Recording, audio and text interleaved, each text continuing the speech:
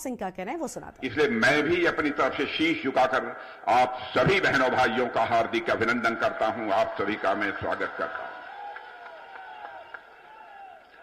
आपके प्रत्याशी अजय कुमार सिंह जिस समय भाषण कर रहे थे, अजय कुमार सिंह को मैं नीचे से लेकर ऊपर तक मैं देख रहा था और उनकी बातों को मैं बहुत ही गंभीरतापूर्वक सुन रहा था।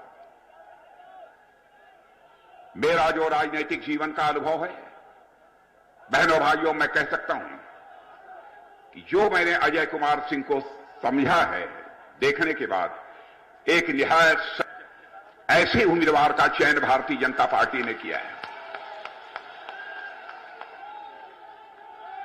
और विधानसभा में पहुंचने के बाद मुझे पूरा विश्वास है कि अजय कुमार सिंह अपने विधानसभा क्षेत्र की जनता की सेवा एक सेवक के रूप में करने में कामयाब होंगे, यह मुझे पूरा यकीन है। इस समय हिंदुस्तान के सबसे बड़े राज्य उत्तर प्रदेश में तो चुनाव चल ही रहा है। उत्तर प्रदेश के अतिरिक्त इस देश के 4 राज्यों में भी चुनाव चल रहे हैं। बहनों भाइयों, चारों राज्यों की चुनाव में सभाओं को संबोधित करने के बाद विगत कुछ दिनों से मैं इस समय उत्तर प्रदेश में विधानसभा चुनावों के लिए सार्वजनिक सभाओं को संबोधित कर रहा हूं और मैं आपको बतलाना चाहता हूं, चारों विधानसभा क्षेत्रों में इस समय चारों राज्यों के चुनावों में भारतीय जनता पार्टी का परचम लहरा रहा है। और यहां पर जब उत्तर प्रदेश में आया हूं और यदि आप सबके बीच यहां पर मैं खड़ा हूं, तो बहनों भाइयों, उत्तर प्रदेश में भी 2 चरणों के चुनाव हमारे संपन्न हो चुके हैं। 2 चरणों के चुनाव संपन्न हो चुके हैं और राजनीतिक विश्लेषकों ने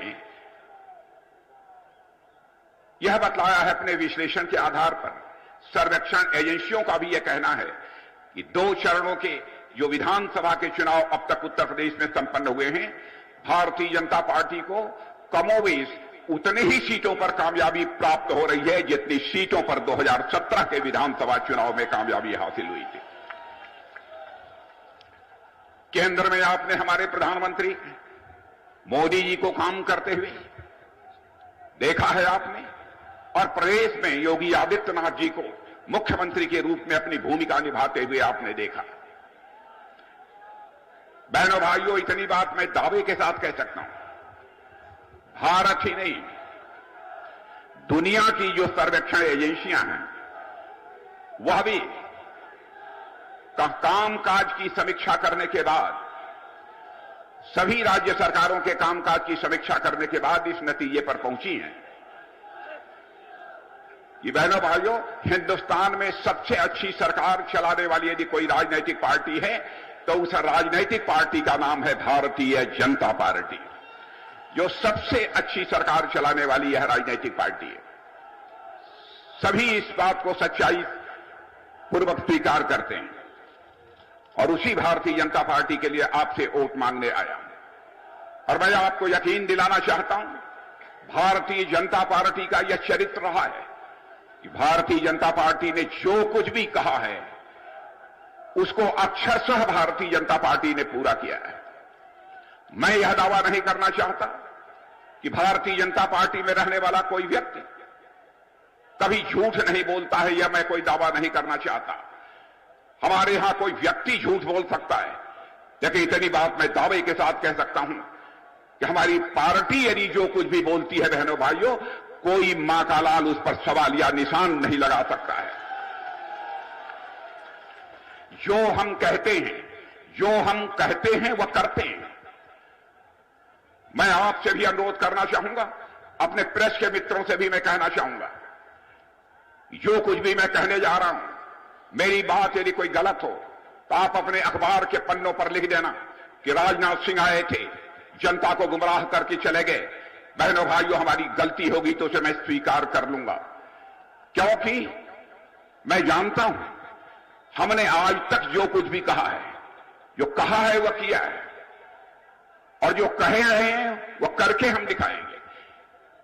हम जनता की आंखों में धूल झोंक कर राजनीति करने में विश्वास नहीं करते हैं, बल्कि जनता की आंखों में आंख मिलाकर राजनीति करने में विश्वास करते हैं।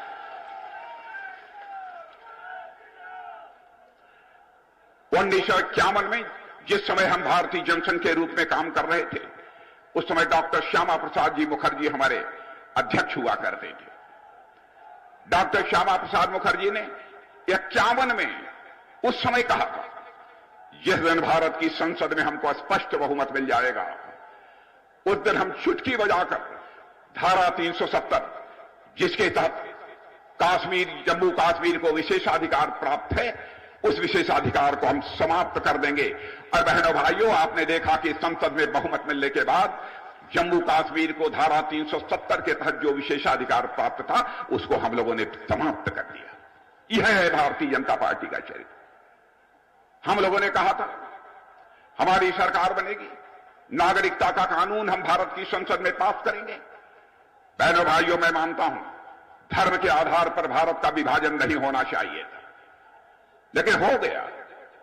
इसे मैं विडंबना मानता हूं। लेकिन पाकिस्तान में जो हमारे हिंदू, सिख, ईसाई, पारसी, यहूदी, जो भी भारत के मूल निवासी थे, जो रह गए थे, उनका वहां पर धार्मिक उत्पीड़न हो रहा था।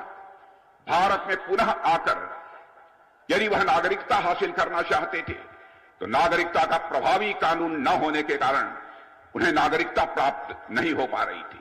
जलालत की जिंदगी यहां पर जीते थे। झोपड़ियों में कई बंसजों की जिंदगी गुजर जाया करती थी। उस समय हम लोगों ने वादा किया था, जिस समय भारत का विभाजन हुआ था उसके बाद। और बहनों भाइयों, जब संसद में हमको बहुमत मिल गया, तो हमने डंके की चोट पर नागरिकता का कानून पास कर दिया। यदि हमारा पाकिस्तान, अफगानिस्तान, बांग्लादेश का रहने वाला कोई भी हिंदू, सिख, ईसाई, पारसी, यहूदी, यानी कोई भी अल्पसंख्यक यदि भारत आकर नागरिकता लेना चाहता है, तो हम उसे ससम्मान नागरिकता आज मुहैया करा सकते हैं। यह भारत की हैसियत बनी है। 1984 में कहा था, 1984 में हम लोग ने कहा था हम आएंगे, ऐसी परिस्थितियां पैदा होंगी कि अयोध्या की धरती पर भव्य राम का मंदिर बनकर रहेगा। लोग ये कहते थे, जब जब चुनाव आता है, भारतीय जनता पार्टी वाले राम मंदिर की चर्चा करने लगते हैं। हम लोगों के ऊपर जैसे लगता था कि इस प्रदेश की जनता का भी कोई विश्वास नहीं था। आपने देखा